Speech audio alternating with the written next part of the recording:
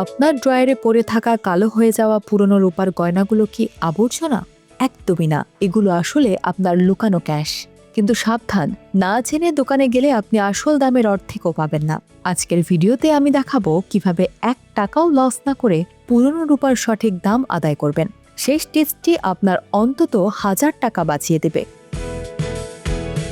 আমাদের প্রত্যেকের ঘরেই কিছু পুরনো রূপার নূপুর, আংটি বা কয়েন থাকে যা আর ব্যবহার করা হয় না।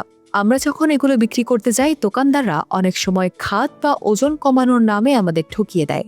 আজকে আমি আপনাদের এমন 5টি বৈজ্ঞানিক এবং সহজ পদ্ধতি জানাবো যা জানলে কোনো স্বর্ণকার আপনাকে ঠকাতে পারবে না। রূপা বিক্রির আগে প্রথম কাজ হলো এর পিওরিটি ও বিশুদ্ধতা পরীক্ষা করা। গয়নার ভেতরের দিকে বা হুকের কাছে ছোট্ট করে কিছু নম্বর লেখা থাকে, যেমন 925। এর মানে হলো এটি স্টার্লিং সিলভার, যাতে 92.5% খাঁটি রূপা আছে। যদি 999 লেখা থাকে তবে বুঝবেন সেটি 100% খাঁটি রূপা। যদি কোনো চিহ্ন না থাকে তবে বুঝবেন সেটি লোকাল রূপা, যার দাম কিছুটা কম হতে পারে। বিক্রির আগে ম্যাগনেট দিয়ে চেক করুন, আসল রূপা চুম্বকে আটকাবে না। সোনার মতো রূপার দামও প্রতিদিন পরিবর্তন হয়। দোকানে যাওয়ার ঠিক 5 মিনিট আগে ইন্টারনেটে সিলভার প্রাইস ট্যুরে লিখে সার্চ দিন। বাংলাদেশে সাধারণত প্রতি ভরি হিসেবে দাম নির্ধারিত হয়। মনে রাখবেন, আন্তর্জাতিক বাজারের সাথে স্থানীয় বাজারের দামের কিছুটা পার্থক্য থাকে।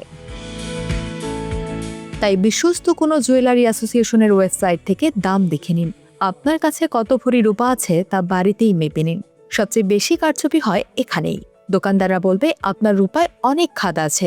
মনে রাখবেন, স্টার্লিং সিলভারে সাধারণত 7.5% খাদ থাকে। যদি দোকানদার 20 থেকে 30% দাম কেটে নিতে চায় তবে বুঝবেন আপনি ঠকছেন।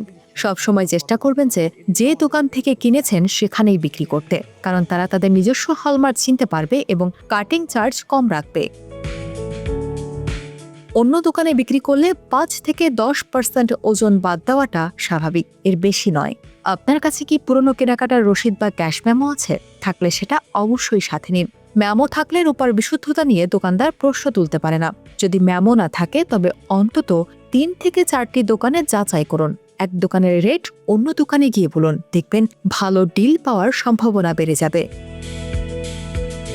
রূপা বিক্রি করার আগে সেটি পরিষ্কার করার দরকার নেই। অনেক সময় পলিশ করলে ওজন সামান্য কমে যেতে পারে। কালো হয়ে যাওয়া মানেই রূপাটি আসল, তাই এটা নিয়ে চিন্তার কিছু নেই।